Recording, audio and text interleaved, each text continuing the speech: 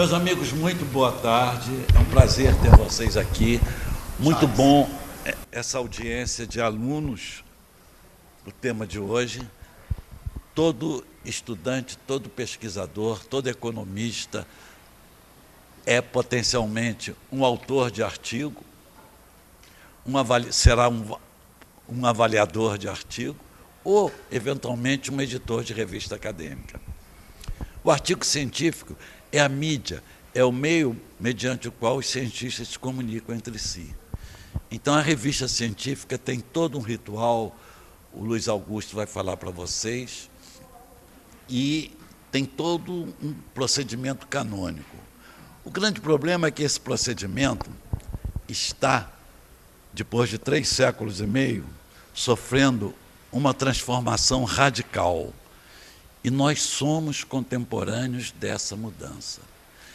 Então, vocês já se acostumaram a falar, a ouvir Caetano Veloso, Gilberto Gil, Paulinho da Viola, uma geração de 80 anos, não é verdade? Chico Buarque,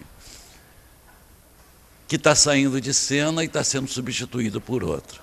Então, agora o que mais tem é isso, 80 anos disso, 80 anos daquilo. A minha geração também na universidade já prestou um trabalho muito grande, nós criamos instituições, resistimos ao regime autoritário, mantivemos a universidade aberta apesar da ditadura, criamos a pós-graduação no país que praticamente inexistia, e o Brasil hoje tem uma riqueza, um patrimônio incomensurável de universidades, de programa de pós-graduação, etc. Eu fico muito orgulhoso que esse trabalho está sendo retomado por uma nova geração, por um grande número de cientistas jovens, não é? E o Luiz Augusto é um deles. É um sociólogo, é professor do IESP, o antigo UPERJ, muita gente não conhece ainda como IESP, trabalha com relações raciais, entre outros temas, mas ele é principalmente algo que me orgulha muito, né? Porque ele é editor científico em todos os sentidos. Ele é editor científico da Dados, mas ele resolveu investir na área. Então, é um dos principais nomes da questão da editoria científica, é nosso representante no Cielo das Ciências Humanas, mas ele não se limita às ciências humanas. Ele é um quadro importante no Cielo e é uma figura muito importante nessa transição. Por isso que eu deixei para apresentá-lo no final, para dizer exatamente disso. Ele faz parte de uma nova geração de cientistas sociais, de cientistas de todas as áreas, que vai dar continuidade ao trabalho pioneiro dessa geração, que vocês ainda têm contato com alguns, ainda tem uns professores aí de 75, 76, 80, mas estão ficando cada vez mais raros. Então é com muito prazer, muito orgulho, que eu apresento vocês ao Luiz Augusto Campos, que vai falar sobre essa questão. Ninguém melhor para falar sobre isso no Brasil e para iniciar vocês nesse tema. Então, muito obrigado pela audiência. Eu passo a palavra ao meu querido amigo Luiz Augusto Campos. Valeu, querido. Queria agradecer ao PEPED pelo convite. É a segunda vez que eu falo no PEPED. Na primeira vez eu vim falar sobre ações afirmativas na pós-graduação. E foi uma daquelas falas ligadas a medidas efetivas. Então, foi algo que me deu bastante orgulho. E dessa vez fui convidado pelo Charles para falar sobre o meu outro tema, de certo modo, que é um tema menos de pesquisa e mais de trabalho, que é o tema da editoração científica. Mas como eu vou tentar deixar um pouco claro, não é só a editoração científica, ainda que a editoração científica seja, na minha opinião, um dos principais pilares do fazer acadêmico. Eu vou tentar esclarecer isso. O que eu vou mencionar aqui, o que eu vou debater aqui, é algo que tem a ver com o que o Charles falou, que é uma revolução pela qual a gente vem passando, uma revolução silenciosa, que começou não tem muito tempo, nas ciências naturais começou há 20 anos, nas ciências sociais começou há 10, no Brasil se começou há 5, é muito tempo. Mas, de certo modo, se a gente fizer uma história um pouco mais ampla, a gente vai ver que o Brasil saiu na frente nessa revolução E eu sou sempre obrigado, quando o Charles está presente ou ausente, a demarcar um pouco a importância do Charles nisso. Se a gente fizesse... eu costumo dizer que na Inglaterra, os editores científicos viram lords, literalmente, né? O atual editor da revista Nature é um lord. Ele usa bequinha, a rainha tem direito a acesso... A rainha, não mais, porque a rainha morreu, né? Mas é o rei. Então a editoria científica é algo muito importante no mundo todo. No Brasil também, mas é uma importância muito invisível. Para dar um detalhe banal, assim, só para a gente conectar um pouco mais com a nossa vida. Quem aqui, levanta a mão, já ouviu falar do Cielo? O Cielo é uma plataforma de revistas e artigos abertos, né? Todo mundo entra lá. Quando aparece alguém que diz assim, o que é Cielo, eu falo assim, a pós-graduação está errada, essa pessoa não sabe o que é Cielo. O Charles é um dos pais do Cielo. Existe uma disputa para saber quem é o pai, mas essa disputa foi recentemente resolvida quando o Abel, o diretor do Cielo, disse que o pai dele... O Cielo é filho de 2 pais. Mas não é só a ideia do Cielo fazer uma plataforma com artigos e revistas abertas. No mundo todo, artigos de acesso aberto hoje são uma novidade. Se você vai para os Estados Unidos, e quem aqui já topou com bibliografia americana, sabe que os artigos não são abertos. Você encontra o artigo, fica todo feliz, o artigo tem tudo a ver com o trabalho que você está fazendo, e aí, de repente, vem uma taxa para você pagar, ou você tem que ir para uma biblioteca que tem aquele acesso pago. É assim nos Estados Unidos até hoje, está mudando, mas é assim, em grande medida. É assim na Europa, é assim no mundo todo. A América Latina saiu na frente na política de ciência aberta, antes mesmo de vocês saberem que isso era ciência aberta, criando uma plataforma que hoje é incontornável. Não existe acadêmico no Brasil que possa prescindir ou dispensar o Cielo. Isso, em parte, a gente deve ao Charles. Se a gente tivesse uma rainha ou um rei, provavelmente o Charles já seria Lorde. Eu digo que o Charles está certamente nos top 5 de maiores editores acadêmicos. Ele só não é o mais importante porque os editores das revistas de naturais têm salário, fazem uma carreira inteira relacionada a isso. A gente ainda trabalha de graça nisso, né? Então, é uma cachaça meio... É pior que crack isso, assim, é uma coisa que vicia, a gente não sabe muito bem por quê. Mas, para além disso, eu acho que a gente tem que partir de uma certa visão mais ampla do que é editoria acadêmica. Se a gente pensar num conceito muito genérico de editoria acadêmica, é tudo aquilo que envolve a avaliação e a publicação de textos acadêmicos. Então, é tudo que a gente faz, na verdade. Então, o que é o mestrado? O mestrado é uma avaliação de um texto acadêmico que vocês produziram, um projeto, um memorial, alguma coisa, que, se vocês tiverem sorte ou forem bem-sucedidos, vai dar direito a vocês passarem 2 ou 3 anos escrevendo outros textos que vão ser avaliados e, com sorte, vão ser publicados. E se vocês conseguirem encerrar isso com um texto que vai ser avaliado por uma banca e vai ser aprovado, vocês ganham o direito de fazer o doutorado, que é basicamente isso durante 4 anos. Então, a editoria acadêmica ela é a infraestrutura básica do fazer acadêmico. Se eu disser assim, a academia não tem mais publicações, em tese, a ciência acabou. Vocês vão fazer trabalhos para vocês mesmos, e no máximo para vocês e para os orientadores. Agora, quem concentra a dimensão profissional da editoria acadêmica no mundo hoje são as revistas acadêmicas, são as revistas científicas, que muitas vezes costumam ser um pouco invisíveis para os estudantes. Embora a gente leia artigos que estão no Cielo, leia artigos que são de revistas acadêmicas, a revista em si virou uma espécie de título, né? Dados, cadernos de ciências humanas, Revista Brasileira de Ciências Sociais, Revista Brasileira de Economia, e ninguém pensa que por trás desse título você tem uma infraestrutura muitas vezes gigantesca. Você tem revistas com 20 pessoas trabalhando para que ela funcione. Para complicar ainda mais a coisa, o modo de funcionar dessas revistas está passando por uma transformação, que já reverbera nas agências de fomento, FAPESP e FAPERJ, e eu acho que não vai demorar muito para migrar para a pós-graduação. Eu estou falando aí de dissertações de mestrado, teses de doutorado. Essa revolução é o que a gente chama de ciência aberta.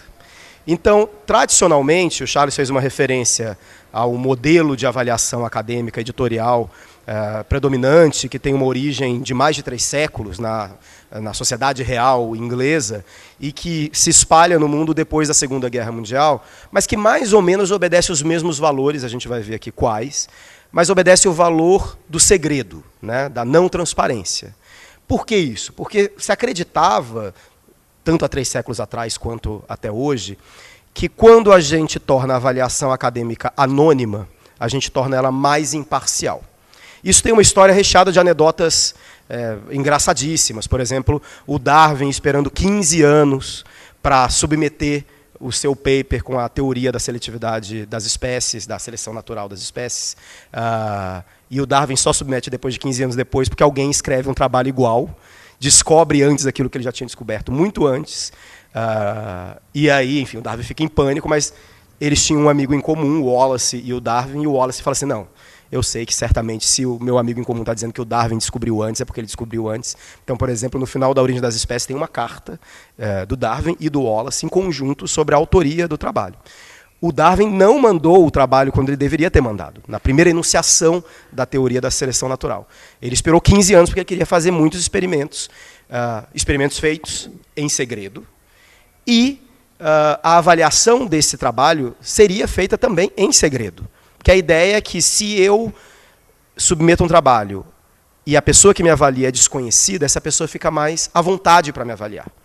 Hoje, o modelo dominante nas ciências humanas ainda é esse que a gente chama de modelo duplo cego de avaliação por pares. Então a gente submete um texto, a gente recebe 2 pareceres, em geral a gente fica pé da vida com os 2 pareceres que a gente recebe, e a gente não pode tentar matar ninguém, nem bater em ninguém, porque a gente não sabe de quem são os pareceres são anônimos.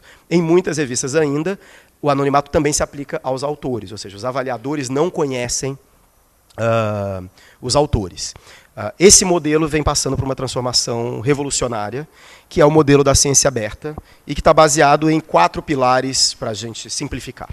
Um pilar tem a ver com os modos de submissão dos textos, ou o que a gente pode chamar de revolução dos pré-prints. Pré-prints são servidores, eu vou falar daqui a pouco o que são especificamente, mas são servidores, repositórios de textos. A principal diferença deles é que, basicamente, você submete a esse repositório, que é como um Cielo, o texto que ainda não foi avaliado. Ele é um repositório de textos que serão pós-avaliados, ou seja, você divulga o texto primeiro, todo mundo tem conhecimento do texto, e nesse processo ele vai sendo avaliado. Hoje, eu submeto um texto, ele é avaliado, e só então ele vai para o Cielo. Mas a gente vai discutir com calma o que são servidores de pré-print. Um outro braço da ciência aberta é a abertura da revisão dos textos. Então, basicamente, a abertura do processo de debate dos textos, dos pareceres e de tudo mais. O 4º pilar é a abertura dos dados, acessibilidade dos dados, todos os dados que eu usei na minha pesquisa e por aí vai. E o 4º pilar tem a ver com a divulgação dos textos. Então, eu vou falar um pouquinho desses 4 pilares. Submissão, servidores de pré-prints. Como é que funciona no modelo tradicional de submissão? Você fez um texto, terminou de escrever, e você acha ele adequado para ser publicado numa revista que você goste, ou que você não goste, enfim. Você acha ele adequado para ser publicado numa revista. Então você vai lá, submete ele à análise da revista. O editor da revista faz um primeiro filtro de desk review, vê se o texto é do tema da revista, vê se as referências estão bem citadas, vê se o texto é um texto acadêmico, uma avaliação preliminar. E aí, se ele achar que o texto está adequado, ele submete à revisão dos pareceristas anônimos, que são pessoas que, em geral, nas ciências humanas, como os editores, fazem um trabalho anônimo e gratuito. Quer dizer, o trabalho do editor não é totalmente anônimo, porque você sabe quem é o editor, mas é um trabalho gratuito e anônimo. A única recompensa é o avanço da ciência. Depois você tem, se o texto, a partir dos pareceres que ele recebe, ele vai para uma discussão do editor-chefe ou do conselho editorial da revista, e a revista pode decidir devolver o texto para os autores, pedindo modificações ou qualquer coisa desse tipo, recusar o texto, dizer que esse texto não está aceito nessa revista, nem vai ser, ou aprovar o texto. Uma vez o texto aprovado, ele é finalmente publicado na revista, ele ganha, hoje em dia, uma coisa muito banal, mas que merece uma atenção da gente, que é um DOI. Um DOI nada mais é do que um número, um RG de um objeto digital. DOI quer dizer identificador de objeto digital.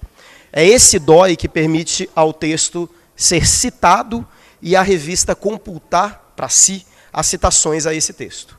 Então, eu posso dizer que o fator de impacto da dados hoje numa determinada base é X. Por que eu posso dizer isso? Porque todo mundo que citou os textos da dados, numa determinada base de dados, esses textos são essas citações são compiladas, é feito um cálculo, e aí a revista pode dizer, eu sou a revista mais citada do Brasil, ou eu sou a revista mais citada da América Latina, posso pleitear dinheiro junto à FAPERJ usando esse argumento, e por aí vai. Esse sistema, ele é um sistema muito longo. Então, uma revista leva, em média, para fazer todas essas etapas, de 1 a 3 anos entre a submissão e a publicação final. Tem várias outras etapas aqui que eu não vou mencionar, mas são etapas bastante burocráticas, como diagramação XML, diagramação do PDF, indexação de várias coisas, mas é um período, é um tempo muito longo. Algo que tem custos, né? E a gente aprendeu isso muitas vezes fisicamente na pandemia da Covid-19. Então, eu tenho uma descoberta sobre a Covid-19, e aí eu tenho que esperar de 1 a 3 anos para divulgar aquela descoberta que pode salvar milhares de vidas. Eu vi uma vez, tem um bioquímico que também estuda muito sistema editorial, que é o Olavo Amaral, e ele diz o seguinte, a gente prestou atenção nisso na pandemia, mas, na verdade, isso se aplica a toda descoberta científica. Tem gente internada com uma doença cuja cura pode estar sendo descoberta agora, e o autor ou a autora tem que esperar de 1 a 3 anos para publicar. Ou tem uma política pública com um problema que um de vocês descobriu, e vocês têm que esperar de 1 a 3 anos, mudar governo, mudar a vida, mudar a política pública, para revelar aquele resultado. Então, um dos principais problemas desse sistema é a demora na publicação. Esse sistema é o que a gente chama de revisão duplo cega por pares. Ela é duplo cega porque nem autores sabem quem são seus pareceristas, nem pareceristas sabem quem são os autores. E ela é assim, basicamente, porque se entende que essa proteção, esse anonimato, protege, torna mais imparcial a avaliação. O que é muito contestável também. Tem muita gente que pega um texto, muita gente que faz isso equivocadamente, né? Mas pega um texto e diz assim, eu sei que o texto é do professor Charles, pelo jeito de escrever, pelo tema, etc. E tal. Tem muita gente que recebe um parecer e diz assim, eu sei quem deu esse parecer. Foi a filha da mãe da fulana de tal que me persegue e não deixa eu aprovar nenhum texto. Uma das vantagens, e que é também uma das maiores desvantagens de ser editor, é que você tem acesso a todas essas fofocas. Então você sabe quem fez o quê. Mas você não pode contar para ninguém, a não ser para os próprios editores. Então, mas é isso, é assim que o sistema funciona tradicionalmente. O que faz o servidor de pré-prints e qual é a mudança que o servidor de pré-prints introduziu nesse sistema? Eu continuo submetendo meu texto à revista tradicional. Mas, ao mesmo tempo, eu penduro ele num servidor de pré-prints. Existem vários servidores de pré-prints, eu botei aí alguns exemplos. O próprio Cielo abriu um servidor de pré-prints. Ele é um grande repositório de textos. É como, por exemplo, não sei quem conhece academia.edu, não é propriamente o pré-print, mas é mais ou menos aquilo. É como se fosse um Facebook dos acadêmicos, não como o Lattes, mas é assim, você vai lá, escreve um texto, posta, os seus colegas naquele servidor vão, olha, fulano de tal, né, escreveu esse texto, publicou, vou ler, vou comentar, vou fazer várias coisas. Esse texto fica nessa espécie de Facebook, nessa espécie de rede social, ele já recebe um DOI no momento que você bota ele lá. Isso depois eu vou explicar porque que é importante. As pessoas podem curtir, podem descurtir, podem dizer que o texto é bom, podem dizer que o texto é ruim, que o texto precisa de modificações, podem fazer comentários substantivos. Quem postou o texto pode alterar o texto e fazer múltiplas versões. As múltiplas versões ficam gravadas, a gente sabe o que foi alterado, o que não foi alterado. E, mais importante ainda, o texto passa a ser citável. Se ele ganhou um DOI, eu posso lê-lo e citar no meu trabalho. Então ele começa a contabilizar citações. Qual é a grande diferença desse sistema? A grande diferença desse sistema... e depois a revista pode decidir publicar, ele ganha outro DOI e passa a existir na revista. Mas ganha um outro DOI, isso é uma coisa importante. Depois a gente pode discutir mais. Esse sistema destrói a revisão duplo cega, no mínimo. Porque, a partir do momento que eu submeto ele a esse Facebook, os meus pareceristas vão saber quem eu sou. Está lá na internet. O texto vai identificado para os pareceristas. Então, no mínimo, ele acaba com a revisão duplo cega. Pode ser, a gente vai ver daqui a pouco. A recíproca não é necessariamente verdadeira. Tem gente que diz o seguinte, isso cria uma simetria muito grande. Os pareceristas sabem quem são os autores não sabem quem são os pareceristas, então eu tenho que dizer também quem são os pareceristas. Mas isso vai ser objeto da segunda parte. Mas o básico do servidor de pré-print é isso. Hoje vocês podem submeter um texto a uma revista, qualquer um de nós pode submeter um texto a um servidor de pré-prints. O texto passa por uma moderação, mas é uma moderação muito sutil. Eu sou, por exemplo, moderador do Cielo Pré-Prints. A minha incumbência é isto é um artigo acadêmico? Só. Não preciso dizer se é bom, se é ruim, se é promissor. Eu tenho que basicamente entender que aquilo não é uma sacanagem, alguém que repetiu o nome várias vezes, ou, sabe, alguém xingando, ou um trabalho... Só tenho que dizer assim, isso parece com um artigo acadêmico, isso é feito no Cielo Pré-Prints em menos de um mês, normalmente, 15 dias, um mês. Então, todo mundo aqui pode submeter textos, inclusive, eu incentivo submeter textos aos servidores de pré-prints. Bom, essa é a ideia geral do servidor de pré-print. Alguém tem alguma dúvida? Eu vou falar depois da revisão e de outros detalhes dos servidores de pré-print. Isso é uma mudança muito banal, se a gente for pensar em termos tecnológicos. É basicamente a gente criar um repositório para textos acadêmicos. Aliás, os servidores de pré-print surgiram assim. O primeiro servidor de pré-print surgiu de um matemático que achava muito chata essa coisa do Congresso, aí quer achar o trabalho do fulano de tal no Congresso, aí vai lá, anais do Congresso, não sei o que lá, e aí não acha. E ele falou assim, gente, vamos fazer aqui um servidor de pré-print.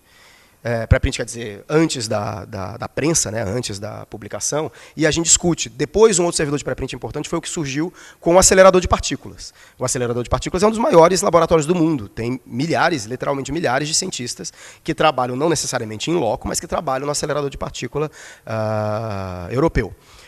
E aí eles tinham que... Cadê aquele seu trabalho que você publicou? Qual foi o congresso que você apresentou? Gente, vamos botar tudo aqui, tudo que está sobre a jurisdição do acelerador de partículas vai estar no nosso servidor de pré-prints. Então, eu sei, vai estar indexado, então eu sei quem escreveu sobre o quê, etc. E tal. Qual é o problema que isso inaugurou? O problema que isso inaugurou é que as revistas tradicionais que utilizam o sistema duplo cego dizem claramente, esse texto não pode estar aberto em nenhum outro lugar. Então, o Abel, que é o atual diretor do Cielo, ele diz o seguinte, em relação ao pré-print, você não tem a opção de ignorar. Você pode dizer, nós não aceitamos pré-prints, ou nós aceitamos pré-prints. Mas você não pode dizer assim, isso não é sobre mim. Porque as pessoas vão depositar seus textos.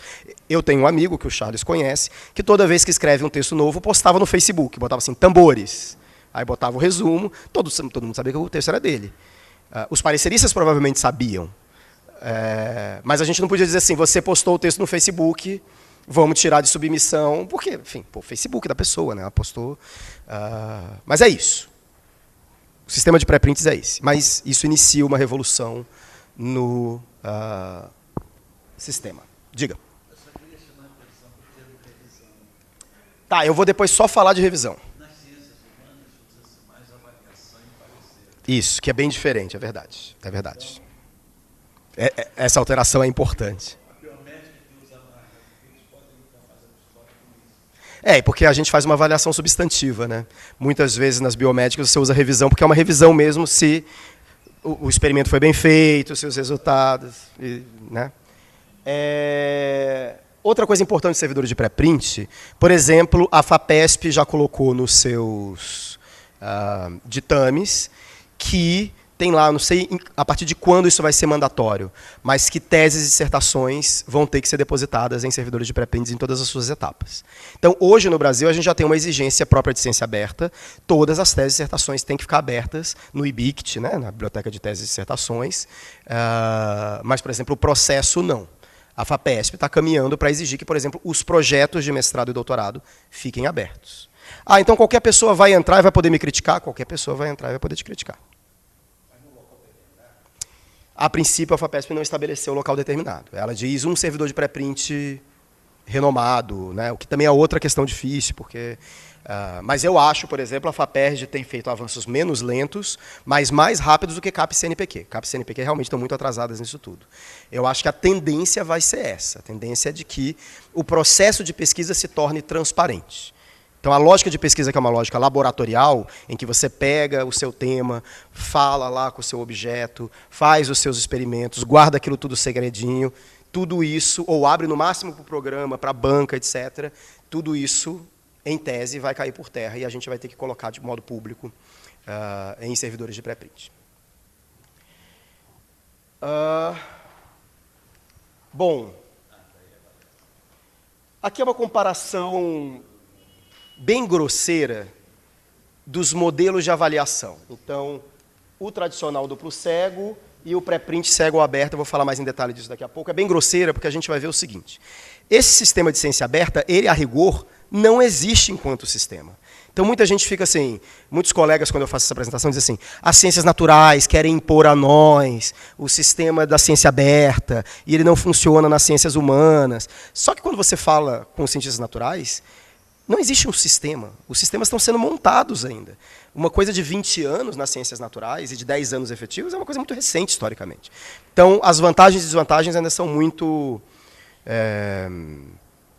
preliminares, porque esses sistemas ainda não estão consolidados. Mas no sistema tradicional de revisão duplo cego, o debate acadêmico é muito menor do que no sistema aberto. E mais do que isso, o debate acadêmico se perde. Então, eu recebo, todos os anos, centenas de pareceres. Quer dizer, eu recebo dezenas de pareceres dos meus artigos, mas eu, como editor-chefe, eu vejo discussões acadêmicas interessantíssimas. Aquelas discussões acadêmicas, antes do sistema de ciência aberta, iam para o lixo. Porque você foi lá, submeteu o texto, recebeu os pareceres, foi publicado, não foi publicado. Os pareceres não são publicados, ficam só você e os editores sabem daquilo, aquilo vai para o lixo. Então não tem debate acadêmico. É muito curioso que em dados a gente fez uma pequena modificação, inclusive uma sugestão do Charles, que ele tentou fazer e a gente implementou agora de um modo mais sistemático, a gente muito pequena, a gente socializa os pareceres com os pareceristas. Então o seu texto recebeu 3 pareceres. Antigamente você recebia esses 3 pareceres e aí avaliava como é que ia ser a sua vida. Hoje a gente manda os 3 pareceres para os pareceristas. E é muito interessante os pareceristas discutindo sobre os pareceres dos outros pareceristas. Você tem desde parecerista dizendo assim, esse parecer terceiro está errado, mas o mais comum são pareceristas dizendo assim, aprendi muito com um parecer do meu colega que eu nem sei quem é. Agora, no sistema de pré-print, o texto fica lá no pré-print. Qualquer pessoa pode ir lá comentar, então o debate é totalmente aberto. Isso é uma potência, porque também o sistema de pré-print ele não garante que um texto vai ser avaliado. Então, quando a gente fala de servidores de pré-print, as pessoas pensam assim, pô, o mundo acadêmico vai virar um grande programa do Ratinho. Eu boto lá meu texto, e aí vai alguém falar assim, que texto horrível, ainda mais os desafetos, né? Que texto horrível, você é um lixo, você não deveria nem existir. Em 1998, a sua banca foi um circo, blá, blá, blá. Mas, na verdade, o maior risco dos servidores de pré-print é que ninguém comente seu texto. Né? Então, você vai lá, bota seu texto, todo cheio de medo, e aí o seu texto morre lá e ninguém nunca comenta. Aí você fica chorando em casa, meu Deus, meu texto nunca foi comentado, etc. A estimativa hoje é de que você tem, em média, nos servidores de pré-print, 90% dos textos não são comentados nem lidos. Por que eu estou dizendo isso? Porque a gente precisa também pensar, e a gente vem avançando nesse sentido, em mecanismos que incentivem a avaliação dentro de servidores de pré-print. Bom, rapidez da avaliação, indubitavelmente, o sistema de pré-print é muito maior. Porque no dia que você coloca no pré-print, o seu texto já pode ser citado.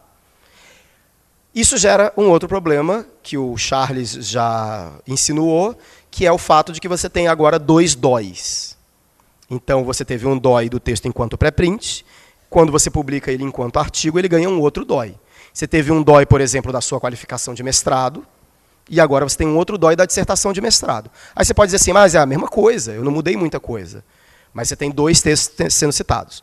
Para você, enquanto indivíduo, isso não é tão importante, porque as suas métricas, eu não sei se todo mundo aqui conhece o seu próprio Google acadêmico, todo mundo pode registrar um perfil no Google acadêmico e saber quantas vezes foi citado, etc, etc. Então, para isso não importa, né? Você teve as citações do pré-print e as citações do publicado, do pós-print, você está acumulando as duas. Para as revistas isso gera problema, porque a revista só vai pegar a citação do texto que ela publicou, ela perde as citações do pré-print. E nada quer dizer que as pessoas vão citar o texto da revista e não o texto do pré-print. Tem uma série de problemas aí para a gente equacionar, mas são problemas mais técnicos, digamos assim, né? E mais para as revistas. Tem gente que diz que o pré-print e a ciência aberta rompem o princípio da imparcialidade do julgamento.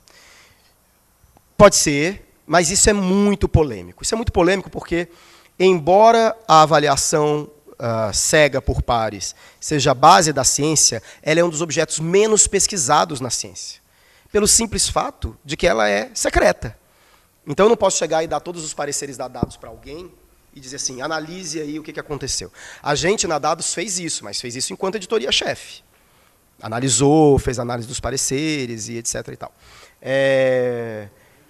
Diga.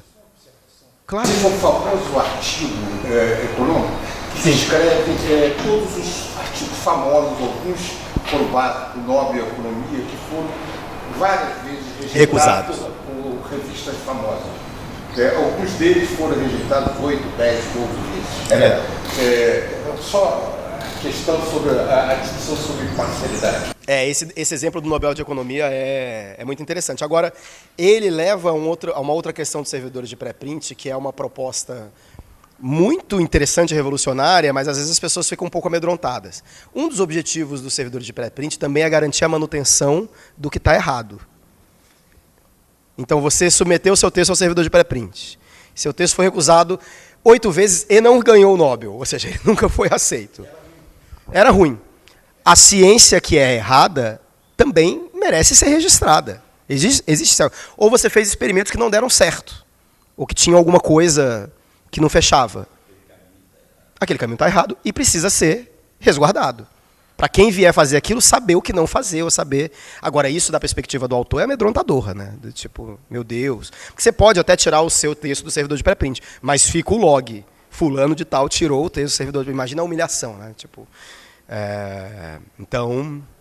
Mas é um caso... Sempre vem à tona esses casos de... Só fazer uma pergunta, para colaborar, porque você fala que pode ter 2 DOI, um do pré-print e um da publicação. Em algum momento, olhando pelo número do DOI, você consegue saber se já é pré-print ou se é publicação? Se você conhecer muito o DOI, você consegue, porque os DOIs, eles costumam... Os grandes repositórios, Cielo... os repositórios de pré-print, eles têm contrato com o DOI. DOI é uma empresa, né? Enfim, ainda que sem fins lucrativos, ainda que cobre pelo DOI. Ela dá, por exemplo, um DOI que tem uma determinada lógica para o Cielo. Eu não sei, não me lembro de cabeça, mas eu acho que o Cielo, o número começa com 10.91, alguma coisa assim. Então, se você conhecer muito essa lógica de DOIs, você consegue saber isso. Mas quase ninguém se interessa por isso. Agora, existem propostas de mudanças de DOI. Que aí, uma vez o artigo publicado, você tira o artigo lá do pré-print, bota o artigo da revista e muda o DOI. Qual é o problema disso? A proposta do DOI é que ele identifique um objeto que existiu na internet para sempre. Então, você não pode modificar o DOI, porque aí você contradiz a intenção do DOI. Que é assim, eu vou fazer... O DOI é tipo um NFT, que agora está na moda, né? Então, ou já saiu da moda. Então, eu subo uma imagem dessa garrafa. Ela é única. Ela ganhou um DOI, acabou.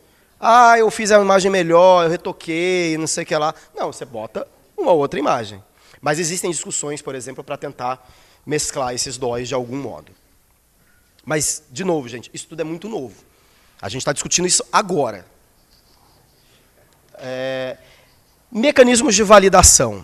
Como eu disse, o maior problema do servidor de pré-print é que ele não garante que um texto vai ser avaliado. Então, a gente viu isso na pandemia. É engraçado que na pandemia a gente viu dos dois lados. Então, assim, a imprensa, por exemplo, eu nunca imaginei que eu fosse dar aula de editoração científica para a Folha de São Paulo. Por quê? Porque, no período da pandemia, todo dia tinha um jornalista lendo um texto em pré-print que descobriu a cura da Covid-19. E aí, como é que o jornalista faz? A gente ainda pode ligar para o Charles e dizer assim, pô, cheguei esse texto aqui. Agora, o jornalista não tem a mínima ideia. Ele tem um servidor de pré-print bom.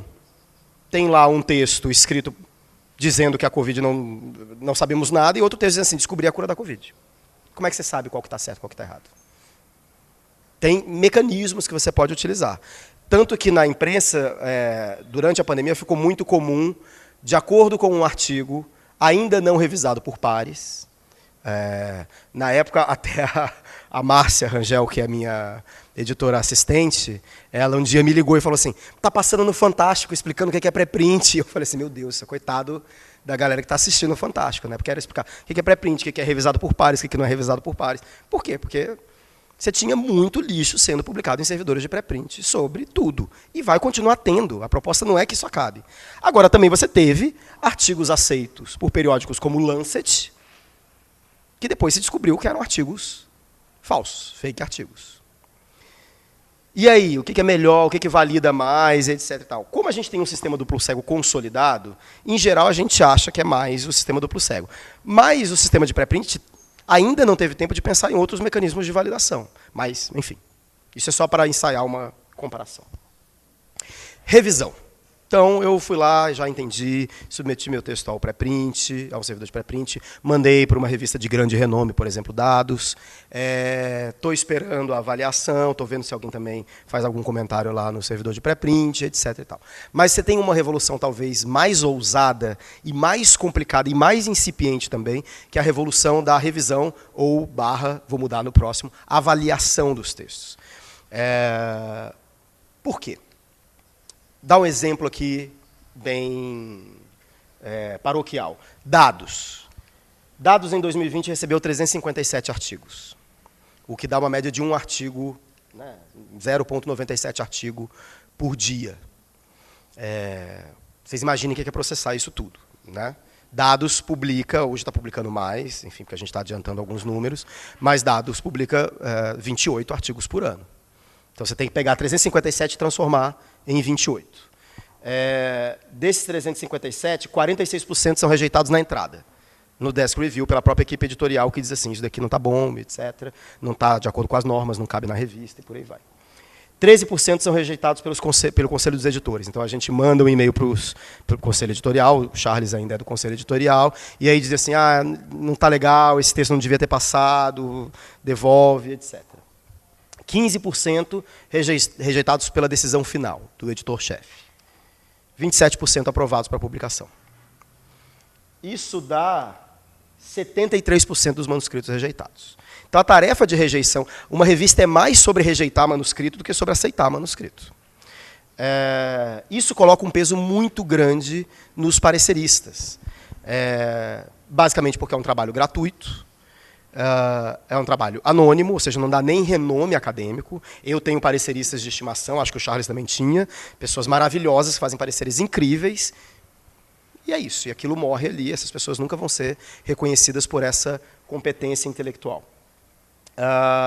Além disso, bom, aqui tem uma tabela famosa, que o Charles gosta também, de um texto importante da Harriet Zuckerman e do Robert Merton, em que ele fazia essa análise de percentual de rejeição nas revistas de diferentes áreas das ciências naturais e das ciências humanas. Se vocês pegarem na História, por exemplo, é um texto antigo, de 1971, mas as métricas continuam muito parecidas hoje em dia.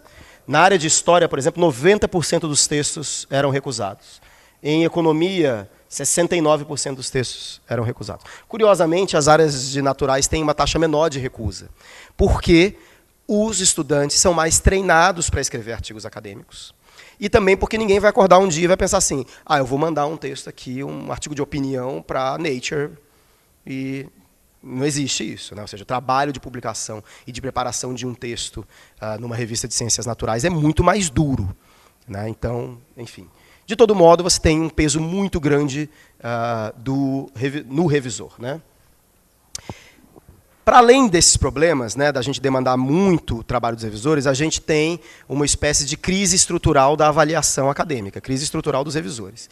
Isso porque, se a gente pensar no tempo, sei lá, o crescimento de números acadêmicos do mundo, ele cresce numa PA no Brasil, acho que nem em PA ele cresce mais,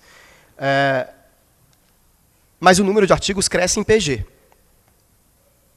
E existe uma lei chamada Lei de Lótica que diz o seguinte, em geral, não são todos os acadêmicos que dão pareceres.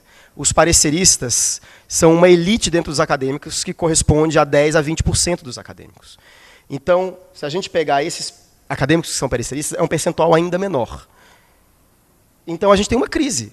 Como é que a gente vai lidar com o volume do que se escreve e o número de pareceristas que não cresce na mesma proporção? Então, hoje, o drama de todo editor científico é como eu consigo gente para avaliar os textos que chegam a mim. Isso é um drama estrutural sério. Se a gente pegar no Brasil, por exemplo, o número de revistas cresceu muito entre 2000, 2010, 2020, agora está diminuindo. O mundo acadêmico, o número de professores também cresceu, mas de longe não cresceu na mesma proporção. Então, isso cria problemas para a revisão. Por isso, a gente tem inúmeras ideias para agilizar e para mudar os sistemas de revisão. Parte dessas ideias envolve a abertura da avaliação acadêmica. O que também não é algo totalmente novo. Uma banca nada mais é do que uma avaliação acadêmica aberta. Aberta e, né, ao vivo, digamos assim. Né? As pessoas vão lá, esquartejam a pessoa, esquartejam o trabalho, dizem que aquilo está horrível, ou elogiam, e está todo mundo vendo aquela pessoa estribuchando. Não que isso vai acontecer com você, gente, evidentemente que não. Mas a gente tem vários modelos, eu vou falar aqui de alguns, mas eu acho que eles se distribuem em 2 eixos. Um eixo é a revisão totalmente aberta, outro é a revisão totalmente fechada, né, duplo cego e tal. Um eixo é a publicação pós-revisão, essa tradicional, que eu espero o artigo ser avaliado para daí ser publicado, e a outra é a publicação em pré-print, que é pré-revisão, ou seja, eu jogo o texto no mundo e depois ele é avaliado enquanto ele está no mundo. Você tem vários modelos, eu não vou passar por todos, porque eu não quero encher o saco de vocês. Mas você tem várias combinações desses modelos. Então, por exemplo, aqui é o sistema tradicional. Revisão fechada com publicação pós-revisão. Revisão duplo cega por pares. Eu só publico depois que os avaliadores disserem pode publicar. Aqui você tem um sistema completamente aberto. Eu boto no pré-print, as pessoas vão no pré-print, detonam com seus próprios nomes, você vai lá e responde, as pessoas elogiam e é tudo aberto. Vira o teste de DNA do ratinho. E você tem... Mas por que eu acho importante, embora eu não vá falar, por que eu acho importante mostrar esses outros modelos? Porque tem vários modelos intermediários. Um modelo intermediário que eu acho muito promissor, por exemplo, são os modelos em que você faz uma revisão aberta, porém anônima. Isso já existe no mundo. O Wikipédia. O Wikipédia tem um monte de revisores e de avaliadores de artigos, só que esses avaliadores podem escolher usar um nickname, um apelido. Inclusive, o Wikipédia tem um sistema muito interessante de ranqueamento de avaliadores. Então, eu escrevo um verbete. Charles Peçanha. Vou lá, escrevo o verbete, não sei o que lá. Alguém... Hoje eu estou puxando muito o saco do Charles, eu estou tentando dar uma maneirada, mas ele merece. Alguém vai lá no Wikipédia e diz assim, tem uma informação errada. Essa pessoa pode ser um revisor histórico do Wikipédia ou pode ser um lunático. O Wikipédia tem mecanismos de dizer, ele pede para um revisor ranqueado alto avaliar a revisão daquele revisor júnior. Uma das propostas que saiu recentemente no evento do Instituto Serra Pilheira é propor um modelo de pré-prints baseado na tecnologia do Wikipédia, que permite outras coisas interessantíssimas. O Wikipédia permite você revisar uma palavra do texto. Você pode dizer assim, não entendo nada desse assunto, mas o cálculo estatístico da página 2 está errado. Então você vai lá e marca aquilo, o Wikipédia mostra aquilo em outra cor.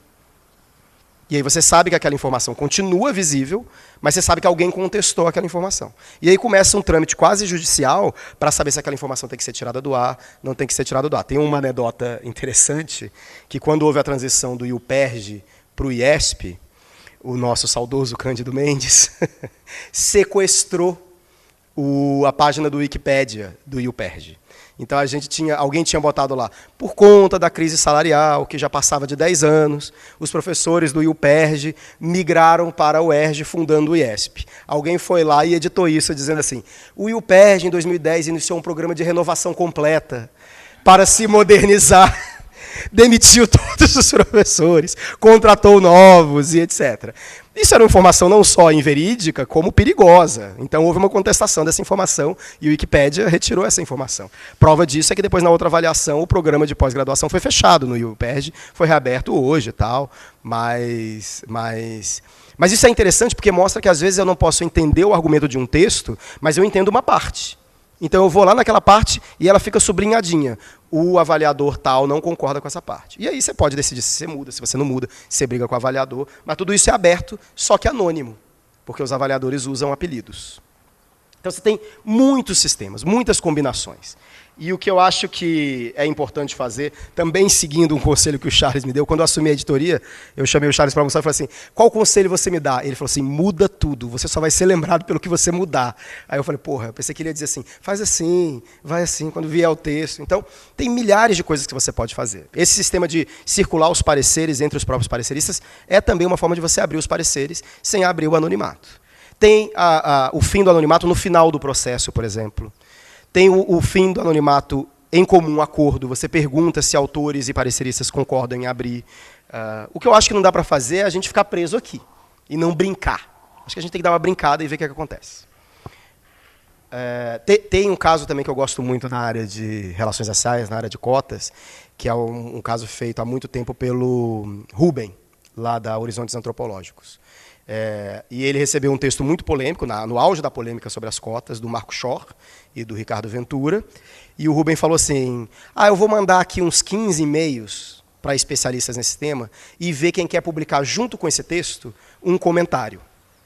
E todo mundo aceitou. Então tem uma edição da Horizontes Antropológicos, e aí tem uma seção que tem o texto do Marco Schorr, depois vem os 15 comentários ao texto, e depois tem um texto do Marco Schorr, do Ricardo Ventura, que se chama Breve Comentário sobre 15 Comentários. E aí eles vão lá e respondem. Para mim, que era um estudante na época que isso foi publicado, foi assim, uma aula sobre o tema. Eu conseguia mapear todo o debate acadêmico numa discussão acadêmica. Então, você imagina um texto sobre um tema candente na economia agora, ou nas políticas públicas, você pega, publica um texto, manda esse texto para 15 pessoas e publica junto os 15 comentários daquelas pessoas. Isso é maravilhoso. Isso é maravilhoso. Dados hoje também aceita resenhas críticas. Então, você pode ler um texto da Dados, é muito comum acontecer isso com o editor, a pessoa fala assim, vocês publicaram aquele texto do fulano, aquele texto é um absurdo, aquilo não deveria estar publicado. Hoje eu digo para a pessoa, escreva uma resenha crítica, submeta e eu publico a sua resenha crítica. E os autores ganham direito a uma tréplica. Então, isso é uma coisa, eu particularmente acho maravilhoso, mas você tem que fazer isso daqui para as pessoas mandarem uma resenha crítica. Até hoje a gente publicou uma, que ninguém quer mandar. Bom, um outro pilar da ciência aberta é a transparência na gestão de dados. Esse é o pilar, assim, que eu acho que tem um horizonte talvez que tem mais potencial e que a gente não tem nem ideia do que isso vai gerar de coisa interessante para a gente. Que é basicamente o seguinte, antes você pegava, fazia um levantamento de dados extenuante, quantitativo ou qualitativo, bibliográfico, não importa, escrevia o texto, dissertação, tese ou artigo, publicava, e o que acontecia com aqueles dados? Acabavam. Então, a gente ainda tem, eu ainda conheço muitos colegas, que têm nas suas salas aquelas caixas imensas, com entrevistas, com fotos, com cassete, com dados, etc, etc, etc. Isso é uma perda para a ciência inestimável. O princípio da gestão de dados é qualquer texto, para ser publicado ou para ser publicizado, tem que disponibilizar os dados que ele utilizou também. Isso implica muito para quem disponibiliza os dados, porque adiciona a possibilidade de que as suas análises sejam testadas, reproduzidas, replicadas e testadas, mas isso cria também uma coisa linda para quem está fazendo pós-graduação, que são bases de dados prontinhas para serem usadas e que ninguém precisa levantar. Então, hoje isso tem sido muito comum. O estudante vira, isso é uma coisa que me incomoda, assim, eu quero trabalhar, isso aconteceu recentemente, um estudante meu falando, porque eu quero trabalhar com discursos parlamentares sobre políticas de austeridade, e eu não consigo baixar. Não, peraí, como é que você não consegue baixar? Em uma busca de Google, a gente descobriu que tinha uma base de dados de outro acadêmico brasileiro que tinha baixado todos os discursos parlamentares sobre austeridade. Sobre austeridade era, na verdade, sobre políticas econômicas. E dentro daquilo, os discursos sobre austeridade estavam lá. Então, assim, existem inúmeros repositórios de bases de dados, quantitativas e qualitativas, prontas para serem utilizadas. E isso só tende a crescer no mundo. Então, o princípio da transparência de dados, ele tem a ver com, primeiro, se você utilizou uma base de dados, é interessante que você disponibilize aquela base de dados, mas também com alguns mecanismos de validação da pesquisa. Existe uma grande controvérsia sobre esses termos, mas eu vou trabalhar aqui com a divisão, pelo menos mais recorrente, entre reprodutibilidade da pesquisa e replicabilidade da pesquisa. Reprodutibilidade da pesquisa é basicamente você liberar os dados para que eu possa saber se você analisou aqueles dados direito. Então, eu pego o seu banco de dados, aplico os mesmos modelos e os mesmos métodos que você aplicou, e eu espero que os resultados sejam iguais. A Dados publicou um texto do Jorge Avelino com o Desposato e com outro autor que eu não me lembro o nome, avaliando o grau de reprodutibilidade de dados dos artigos da ciência política brasileira dos últimos 10 anos. Alguém chuta qual é o percentual de artigos que foram reproduzíveis? 2%.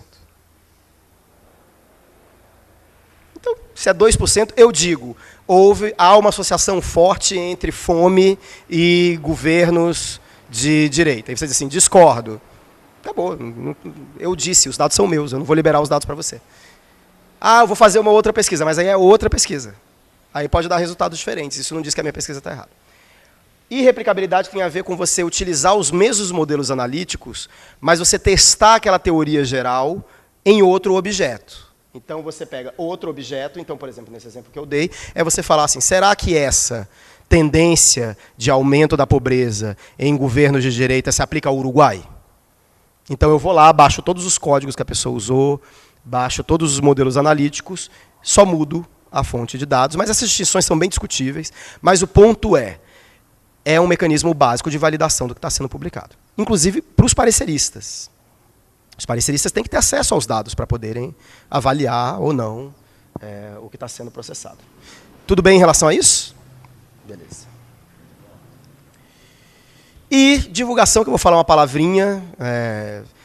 Divulgação científica, eu acho que tradicionalmente era visto como a irmã menor da comunicação científica. A gente trabalha com uma distinção muito vocabular. Comunicação científica é a editoria científica, a comunicação interna a um determinado grupo epistêmico. Divulgação é a divulgação para fora.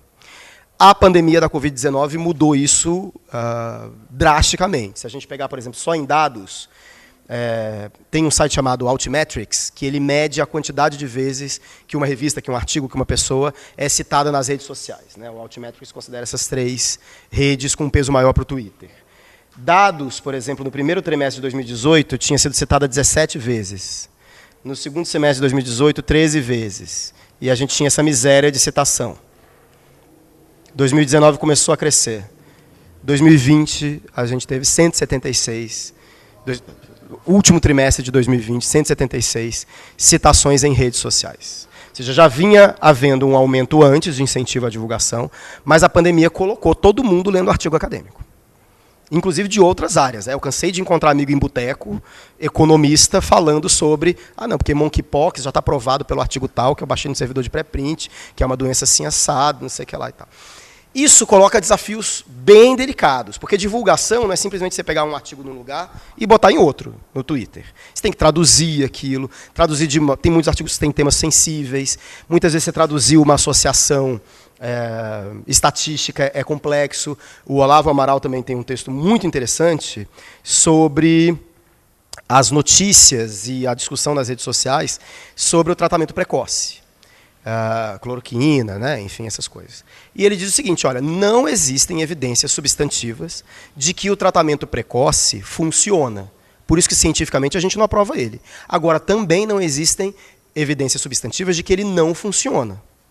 O problema é que o nosso ex-presidente, em breve, usa isso para dizer, se ninguém provou que não funciona, então funciona. Então pode funcionar. Mas na ciência não funciona assim.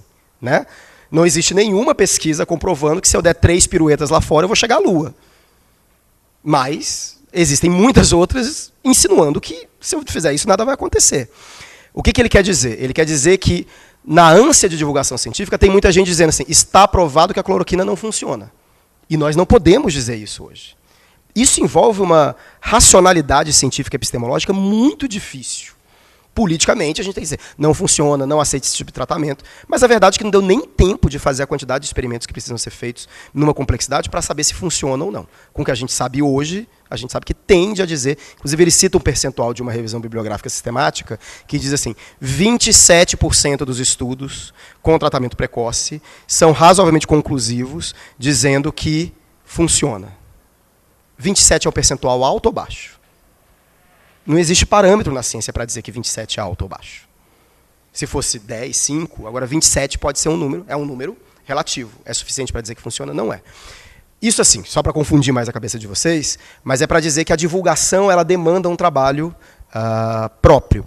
E, sobretudo, porque até aqui, quase todas as métricas de avaliação das revistas acadêmicas eram métricas ligadas à citação dentro de um determinado campo. Então, o que era uma revista renomada na economia? Era uma revista citada pela economia. Agora, como é que você define as fronteiras? E isso é particularmente bom de falar nesse ambiente. Quais são as fronteiras da economia? Onde começa a economia, onde termina a economia? É a economia ortodoxa, heterodoxa?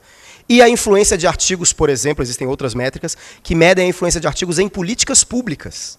Então, pegam leis, pegam documentos do Estado e veem quais são os artigos. Pode parecer mentira, mas se vocês forem pegar qualquer documento governamental, eles citam, baseado no trabalho de fulano de tal, a gente tem que fazer uma política pública acessada. essa é uma citação que importa para alguma ciência. E as discussões públicas, informadas por artigos. Então, hoje em dia, existe um movimento que busca métricas plurais de medição de impacto dos textos, que considera a citação dentro de um campo, mas que considera a citação dentro do Estado, mas que considera a citação no debate público, etc, etc. Então, isso também bagunçou a divulgação científica. Hoje, por exemplo, existem agências especializadas nisso, que custa dinheiro, mas enfim, mas é um tópico para a gente discutir. E como eu não poderia deixar de fazer, divulgação científica da minha revista, da nossa revista, Dados, está presente nessas 4 redes, com um excelente desempenho, como vocês viram no último slide. Então, aqui a gente publica todos os artigos que saem na revista, a gente publica press releases, a gente publica entrevistas, aqui não tem, mas a gente tem um podcast também que a gente entrevista acadêmicos que publicam na revista, a gente busca bombar muito esse elemento de divulgação. Existe um outro slide que eu não trouxe, mas é um slide que correlaciona esse índice altimétrico de divulgação com o índice de citação. Artigos mais citados nas redes sociais tendem a ser mais citados também, porque tendem a ser mais conhecidos dentro das suas áreas acadêmicas. E é isso, gente. Obrigado. Ficam os meus contatos para qualquer dúvida.